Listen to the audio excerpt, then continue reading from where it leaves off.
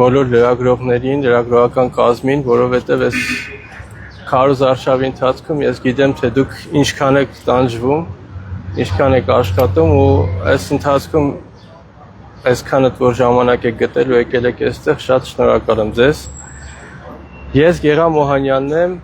հանդես եմ գալիս այստեղ որպես շարքային քաղաքացի Հայաստանի Հանրապետության եւ մեկնարկում եմ անժամկետ նստածույց շուրջօրյա ռեժիմին, ուրեմն մայիսի 18-ին քարոզարշավի հերթական օրը Փաստորեն Նիկոլ Փաշինյանի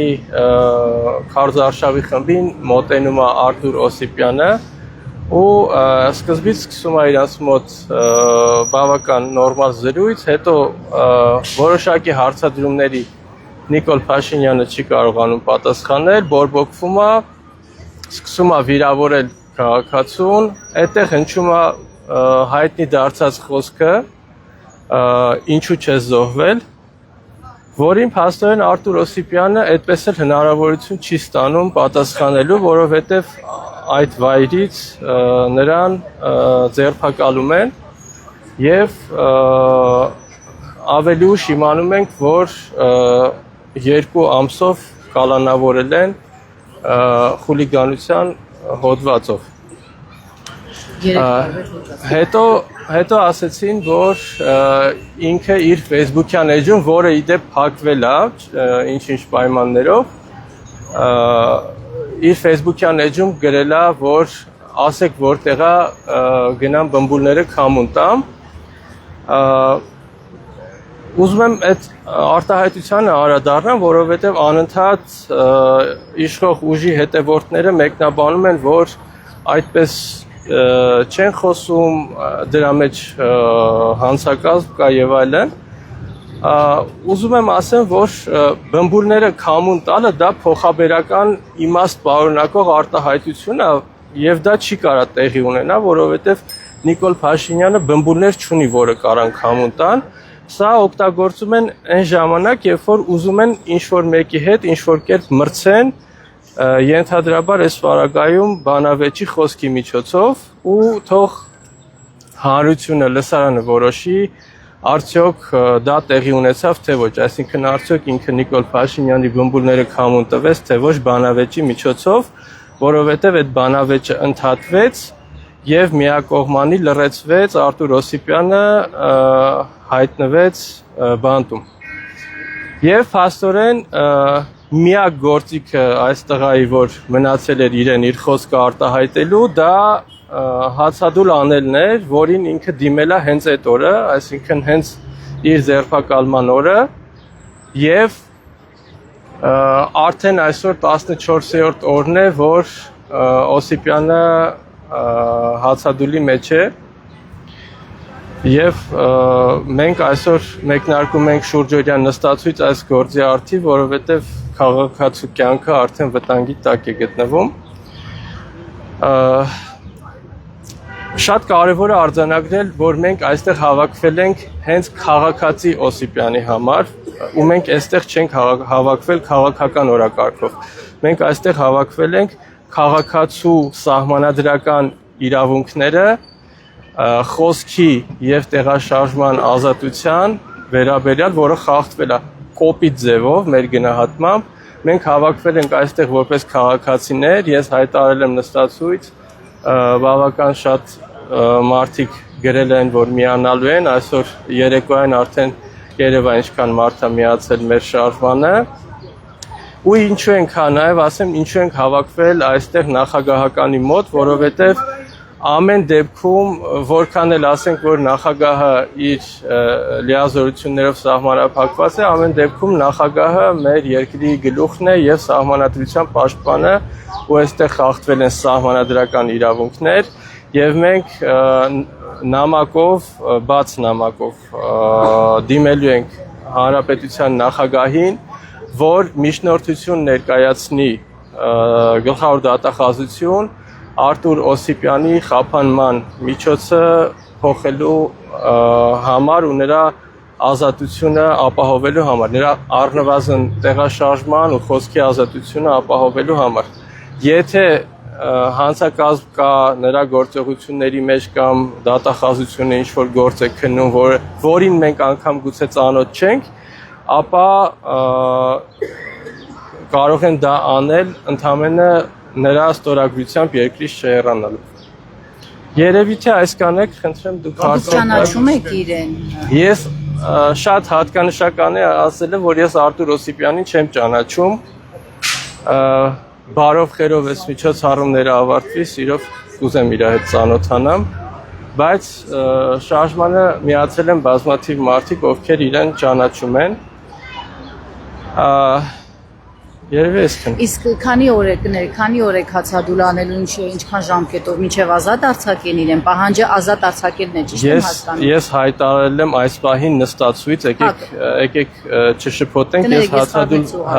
չեմ հայտարարել, հացադուլ հայտարարել է Արտուր Օսիպյանը, ով արդեն 14-րդ օրն է հաց չի ուտում ու բավական հյուծված վիճակում է գտնվում, մենք խոսել ենք նրա փաստաբանի հետ ենք կապ հաստատել։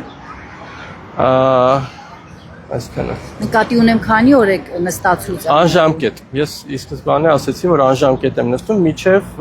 մեր պահանջը կատարվի։ Այս պահին մենակ հայտնի է, որ դուք եք եթե էլի ընկերներ ունեք, որոնք նաև քաղաքացիներ կան, ընկերներ կան, որոնք հայտարարել են, որ միանում են նստածույցին։ Մենք ընթացքում անընդհատ ինֆորմացնելու ենք, անընդհատ եթերում ենք լինելու ու խնդրում ենք ձեզ հնարավորության դեպքում բարբերաբար այցելել այստեղ։ Ձեզ մի բան հասեմ, նա մեղադրվում է 3 հոդվածներով՝ խուլիգանության, ընտրական գործընթացին խոչընդոտելու եւ ատելության կոչերի համար։ Տեսագրությունը կա, դուք եւ դա տեսնում եք, այդտեղ տեսնում եք, որ Արտուր Օսիպյանի կողմից օրինակ վիրավորական կամ այլ քրեական ինչ-որ բաներ պարունակող խոսքեր են հնչում կամ նա հանգարում է վարչապետի քաղաքական ու էմոցիոնալ պատասխան կտամ, կարծում եմ Արտուր Օսիպյանի գլխավոր հանցանքը այն է եղել, որ նա չի զոհվել, դա իր խոսքում ասել է վարչապետ Նիկոլ Փաշինյանը։ Այ քանի որ նշեցիք զոհվել, այսինքն Փաշինյանը միայն նրան չի ասել, բազմիցս նշել է, որ ինչ չէ։ Այդ խոսքը ենթադրում եմ նաև ինձ է վերաբերվում, ես 44-օրյա պատերազմի մասնակից եմ, 41 օր եղել եմ Արցախի հյուսիսային սահմանին առաջի գծում։ Հիմա հարցս հետևյալն է, ինչ եք կարծում, եթե նման արտահայտություն են անում քաղաքացու հասցեին, ապա կհետաքրքրի իշխանությունների թե ինչ վիճակում է այս բանը։ Անկեղծ ասած, իշխանությանը, որի գլխավոր դեմքերը այս պահին հանդես են գալիս որպես թեկնածու ու զբաղված են քարոզարշավով, մեզ շատ չի հետաքրքրում, թե իրենք ինչ են պատրաստվում ու ոնց են տրամադրված, մեզ հետաքրքիր է, թե ոնց է այս հարցին արձագանքելու երկրի նախագահը, ով որ չի մասնակցում քարոզարշավին, դրա համար ենք մենք եկել այստեղ ու մեր նամակի մեջ, որը կհրապարակենք ավելի ուշ, նշել ենք նաև այն կետը, որ նախագահը ուղերձով հանդես գա ու կոչ անի ատելության խոսքը քարոզարշավից դուրս բերելու մասին։ Նշում եք նախագահը չի մասնակցում քարոզարշավին, բայց նախագահը վերջերս զորահանդեսի ժամանակ կրում էր Փաշինյանին տարբերակիչ նշան, այսինքն տարբերակիչ ասեմ քարտեզը, որը Փաշինյանը նվիրում է բոլորին։ Մեկնաբանությունը թողում եմ Հարությանը, ես քանի որ մտնում եմ նստածույցի մեջ, փորձելու եմ իմ քաղաքական մեկնաբանությունները դնեմ մի կողմ, ես այստեղ եկել եմ որպես քաղաքացի ու այս նստածույցին քաղաքական քարոզարշավային որևէ process չի կարող տեղի ունենալ։ Շնորհակալություն հարցի համար, նաև անդրադառնամ այս կետին։ Փաստորեն բազմաթիվ քաղաքական ուժեր, հատկապես ընդդիմադիր դաշտից կփորձեն այս ակցիան օգտագործել իրենց դիվիդենդներ հավաքելու համար,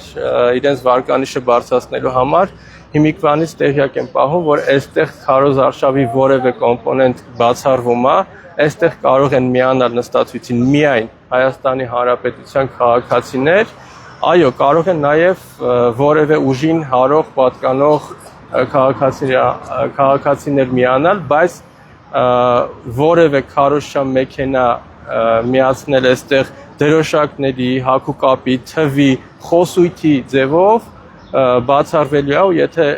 նկատենք մենք ակցիայի մասնակիցներս ամեն ինչ անելու ենք ոստիկանության օգնությամբ իրենց այստեղից հեռացնելու համար։ Եղան վերջին անգամ փաստաբանը երբ տեսած բավականին ուշ եք տեղեկություններ ստացել։ Խնդրեմ կապեք Դավիթի հետ Հովանեսյան, ինքը ոնց հասկացա 3 թե այսօր գնալու է այցելության, երևի բոլորը ծանոթ եք 11-րդ օրը Արտուրը հանդես եկավ կոչով, այդ կոչի նամակներ եմ խորհուրդ տալիս ու հորդորում, որ տարածեք, որովհետև ինքը իր խոսքը առաջին անգամ իր հացադուլից հետո կարողացավ հանրայնացնել։ Փաստաբանը ասել է մի քանի օր առաջվա դրությամբ, որ Արտուրը բավական հյուսված տեսք է ունեցել։ Եվ հավանաբար լսել եք Նիկոլ Փաշինյանի վերջին ճեպազրույցում Factor TV հարցինի պատասխան, որ Արտուր Օսիպյանն ակնկալում է ներողություն վարչապետից, Նիկոլ Փաշինյանը նշեց, որ մի բան էլ պետք է Արտուր Օսիպյանը ներողություն խնդրի, որովհետև կապ ունի, այսպես կոչված, Արցախի իշխանությունների հետ, պսևդոէլիտայի հետ։ Դուք սա ինչպես եք մեկնաբանում վարչապետի այս դիրքորոշումը քրեական վարույթի զուգահեռ նման գնահատական հնչեցնել, արդյոք կարող է ազդեցություն ունենալ, թե ոչ։ Նարեկ ջան, շնորհակալ եմ հարցի համար։ Ես շատ երկար եմ մտածել այս նստածույցից առաջ ու որոշել եմ, որ այս զրույցից հետո ես փորձելու եմ ընդհանրապես քաղաքական մեկնաբանություններ չանել, որովհետև ես որպես քաղաքացի եկել եմ մեկ այլ քաղաքացու համար, այստեղ սահմանադրական իրավունքները պաշտպանելու ու փորձելու եմ քաղաքական process-ներ չմեկնաբանել։ Ձեզ մի հարց էլի կներեք, ես ձեզ չեմ ճանաչում։ Դուք կարող եք մի քիչ ձեզ ներկայացնել ինչով եք զբաղվում։ Ես չգիտեմ, քաղաքական ուղղվածություն ունեք, թե չունեք։ Ես Գերամ Մոհանյանն եմ։ Դա հասկացանք, բայց ինչ մասնագիտությամբ որտեղ եք աշխատում։ Ինժեներ եմ, կիբեռնետիկա ավարտել եմ պոլիտեխնիկը։ Երկար ժամանակ զբաղվում եմ լեռնագնացությամբ ու լեռնային туриզմի ոլորտում ու գործունեություն եմ ծավալում 2011-12 թվականից նաև հանրային դաշտում։ Ինձ գուցե հանդիպած լինեն շատերը Ամուrsարի պայքարի ժամանակ, շատերը Էլեկտրիկ Երևանի ժամանակ, մենք միշտ ակտիվ ենք եղել, հատկապես նախորդ իշխանությունների ժամանակ, բռնությունների ու մնացած այլ տիպի ակցիաների մեջ միշտ ակտիվ եմ եղել, 20 թվականին մասնակցել եմ պատերազմին և 20 թվականի պատերազմից վերադառնալուց հետո մի խումբ ընկերների հետ մեկնարկել ենք կրթական մեծ շարժում, որի անունը Բարձունք է, շատերը գիտեն Բարձունքի մասին, Բարձունքը կրթական շարժում է ու քաղաքական իշխանական process-ների չի մասնակցում ու չի հարում։ Եվ կնեք ժողովրդավարության ձգտող Հայաստանում նման օրինակ ունենալ ինչի մասին է խոսում ձեզ։ Խոսում է այն մասին, որ մենք դեռ շատ երկար գործ ունենք անելու, որ մեր մոտ ժողովրդավարությունը կայանա ու 2018 թվականին այն լույսը, որ մենք sense տեսնում ենք, որ վերջ մեզ մոտ կարծես թե ստացվում է,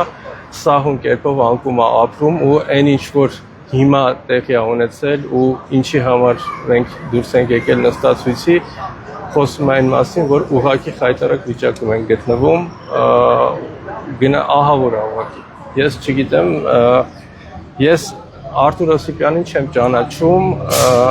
2 օր առաջ իմացա, որ ունի 2 անչափահաս երեխա ու փաստորեն Օսիպյանը հայտնվել է բանտում զուտ նրա համար, որ ինքը Արցախից տեղահանված մարդ է, ով որ համարձակվել է վարչապետի տեխնացուին հարցուղել։ Առաջ կառավարության դիմաց ակցիային իրականացում նաև Հայաստանի եվրոպական սանկցիան նախագահ։ Շատ լավ տեղյակ ենք, որ այլ ուժեր եւս ակցիաներ են իրականացնում, ողջունում ենք Տիգրան Խզմալյանից կազմակերպած միջոցառումների շարքը ու հորդորում ենք, որ ցանկացած քաղաքացի ցանկացած միջոցներով այս process-ի դեմ ընդվզի ու կազմակերպի իր բոյկոտը։ Իրենք ձեզ դիմել են, որ իրենք էլ միանան ակցիա։ Միանալու խնդիր չկա, քանի որ պահանջը լրիվ նույնն է, մենք արդեն կարելի ասել ըստ նպատակի միացած ենք։ Եվ կներեք գուցե պատասխանել եք այս հարցին, բայց քանի ուշ միացա, Արթուր Օսիպյանի հետ դուք կապ ունեք, իր վիճակի մասին տեղեկություններ ունեք, թե չէ։ Մենք կապի մեջ ենք փաստաբանի հետ, ով միակ մարդն է փաստորեն այս պահին, ով որ այցելում է Իրան, այլ կապի միջոց իր հետ չկա։ Եվ ինչ փաստաբանի վիճակը ո՞նց է Արթուր Օսիպյանի։ Արթուր Օսիպյանի վիճակը, ֆիզիկական վիճակը բավական հյուծված է, իսկ հոգևոր առումով ոնց հասկացանք բավական մարտական վիճակում է, որովհետև ինքը իր կոչով հրապարակեց, որ պահանջում է, որ Իրանից ներողություն խնդրեն եւ ներողություն խնդրեն բոլոր այն արցախցիներից, ովքեր մարտնչել են ու չեն խուսափել, բոլոր նրանցից, ում անվանել են փախած։ Ներողություն, ես մի փոքր միացա, դուք նստացույց եք, չէ՞, հայտարարել։ Մենք հայտարարում ենք շուրջօրյա նստացույց անժամկետ ռեժիմով մինչև խնդիրը լուծվի։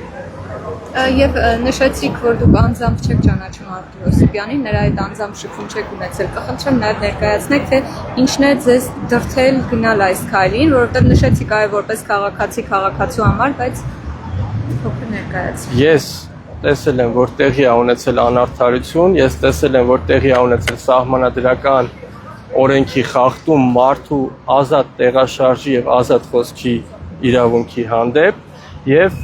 ես հասկանում եմ, որ լռելով նման դեպքերի ժամանակ մենք բացում ենք Պանդորայի արքը ու մենք գնում ենք դեպի հակաժողովրդավարություն։ Շնորհակալություն։ Ես եմ շնորհակալ։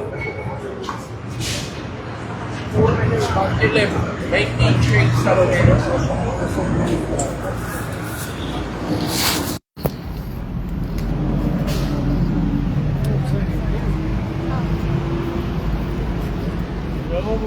հատ բան մոռացա, այդ տեքստով կգրեք, էլի խնդրում եմ, որ ժամը 7-ին այսօր հրավիրում ենք մարդկանց